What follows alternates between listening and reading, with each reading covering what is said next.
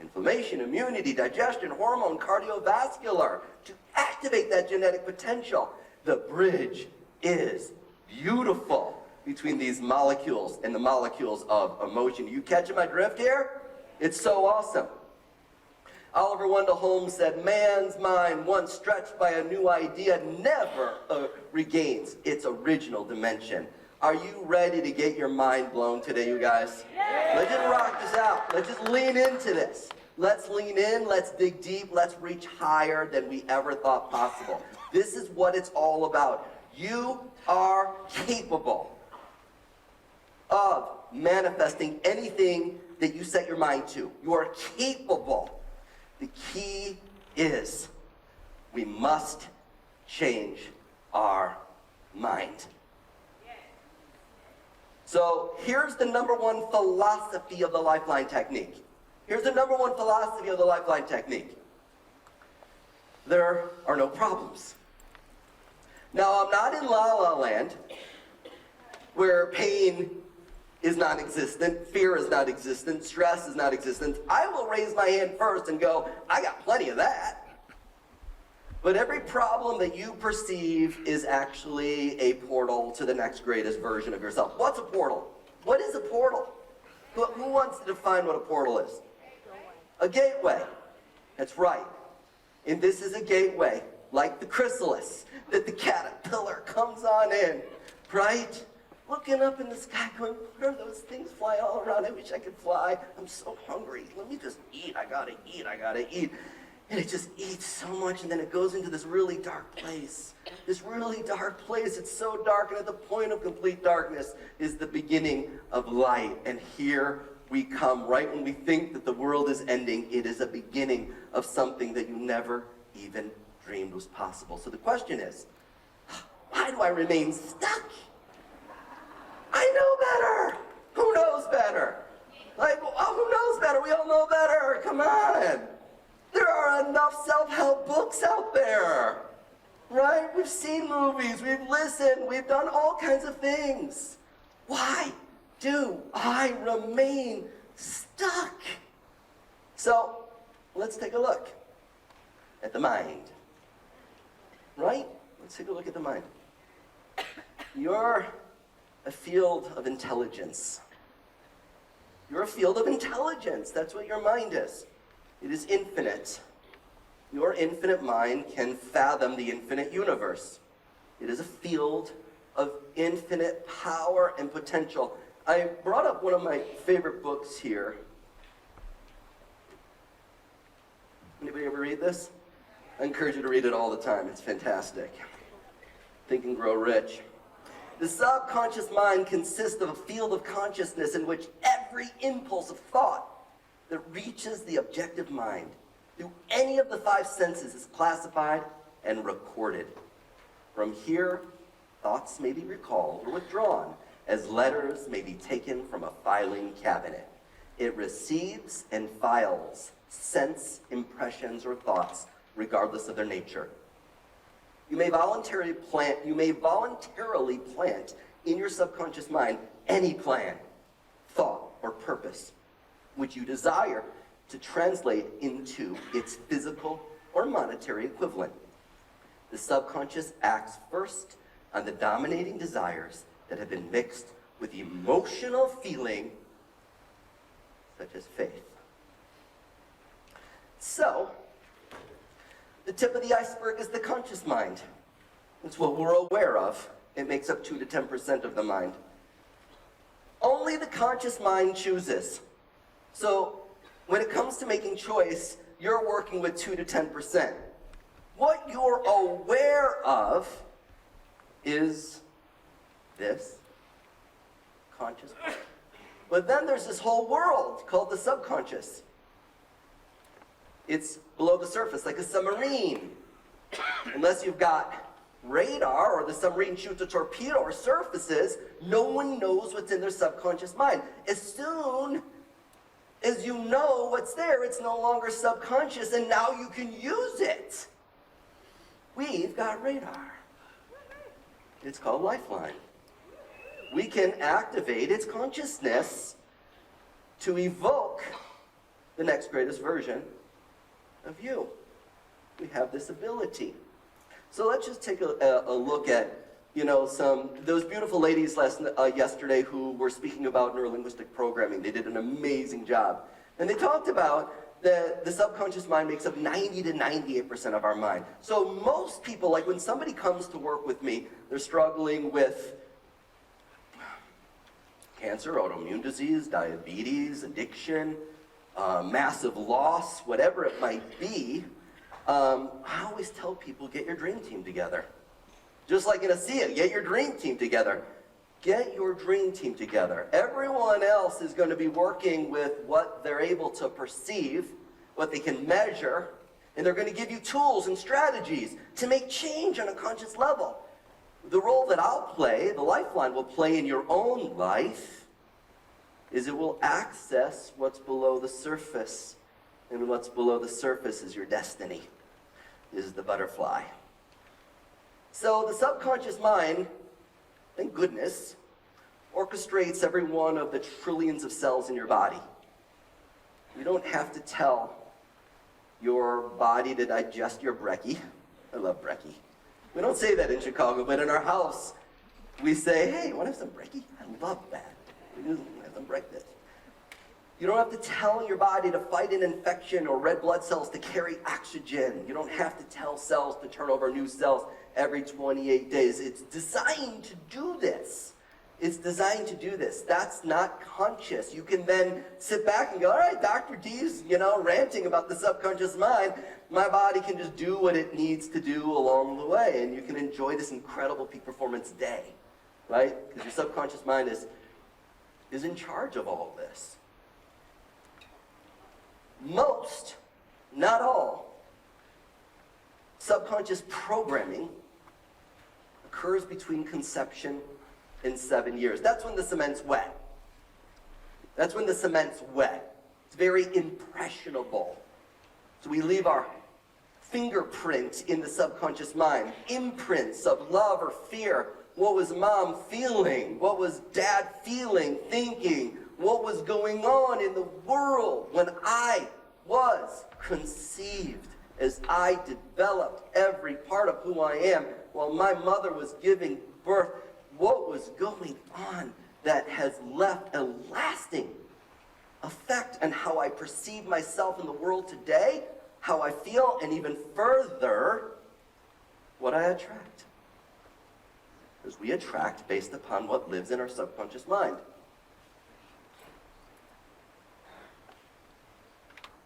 Every memory that you know or don't know is stored in your subconscious mind.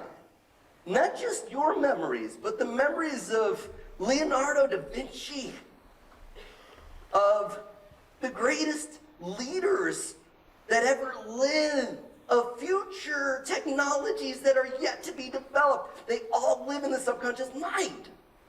I mean, what a concept. What a concept. It stores every memory. Now I want to explain something really neat. There's memories that we remember, and they're good. Think about a good memory from just even this weekend, right? There's memories we remember, they're good.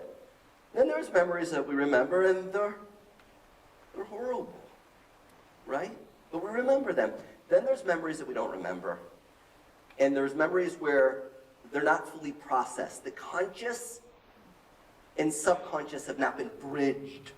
They haven't come together. And because the conscious and subconscious are not bridged, those memories are live wires. Those memories get triggered, and then what ends up happening is they come to life. And as a result of the subconscious not knowing the difference between memory, reality, or imagination, all of a sudden this memory comes to life, and my body's heart is beating as if I'm 5 in this environment where there's a divorce going on, where there's a trauma going on, where there's alcoholism going on, where we're struggling to make ends meet, we're living off of food stamps. All of a sudden, my heart starts to beat in this way. It sends signals to my brain. My brain starts producing these molecules of emotion. And they course through our bloodstream, and the 5-year-old binds to the receptor sites in the cells. the same receptor sites that heroin binds to. And now we are subconsciously addicted to an emotion that's now in motion producing new cells, as if I was 5. You know what they call that? Maladaptation. Instead of adapting in the here and now, we're maladapting it from the there and then as if the there and then were now. It's kind of freaky and confusing a bit, but at the same time, it's how it works. And what's cool is this part, imagination. Because the subconscious doesn't know the difference between memory, reality, or imagination, we can hack the subconscious mind. Yes, yes. Who wants to hack their subconscious mind? Right? Whose subconscious mind needs some hacking? Right? Right on. You all do. Here's the cool thing. Your subconscious mind is 7 times faster than your greatest ninja trained self. So what does that mean, D? What that means is that as much as you might meditate and do affirmations and do the asanas and pranayama and do all these different things to be your best self, it's awesome, your subconscious mind will still be 7 times faster than that. So there's never beating the subconscious mind and then like happy little bluebirds sing, I can live happily ever after. It doesn't work that way. This is about creating a relationship. Think about that. It's about creating a relationship with your subconscious. It's about bridging the gap to this invisible part of ourselves. And it's, you know, when we're given a diagnosis or we've gone through trauma and things have happened, it's like, I don't want to create a relationship with this part. I mean, what are you, crazy? Well, I call this gifts in strange wrapping paper. And when your body is speaking to you with symptoms, with dis-ease, when your life is overwhelming and you're just not knowing what to do, you're lost and stuck, this is your portal, not your problem. This is your portal, not your problem. Albert Einstein said, we cannot solve our problems. That's what he said, problems. Remember, there are no problems. We cannot solve our problems with the same level of thinking that created them. So how do we create a relationship with the subconscious mind? How do we lead our subconscious mind to thrive? How do we go from fear to love? Leadership begins with communication. That's the beauty of redox signaling molecules. It enables communication. How do I communicate with the subconscious? And this has to do with the art and science of muscle reflex testing. Who here has never experienced muscle reflex testing? Who here has never experienced kinesiology? Want to come up here?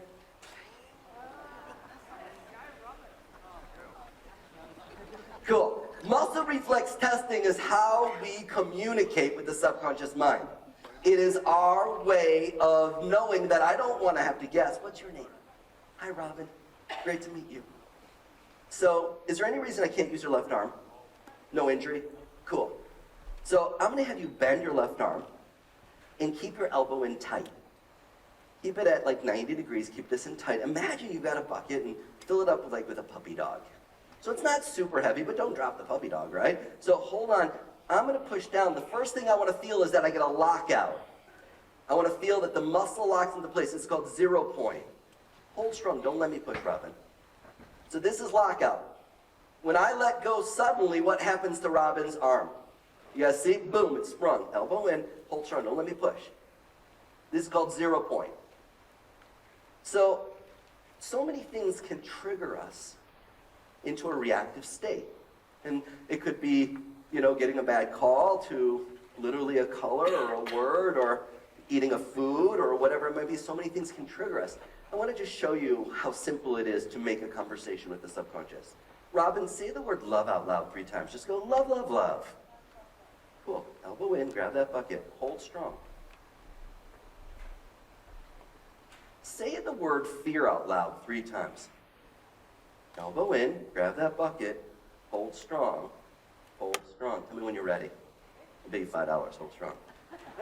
So as much as Robin wants you, ready? Tell her nothing, hold strong. You ready? So Robin consciously wants to hold strong, hold strong, hold strong. Go to the word love again. Just say love, love, love. Elbow in, grab that bucket, hold strong. Wow. What happened? I don't know.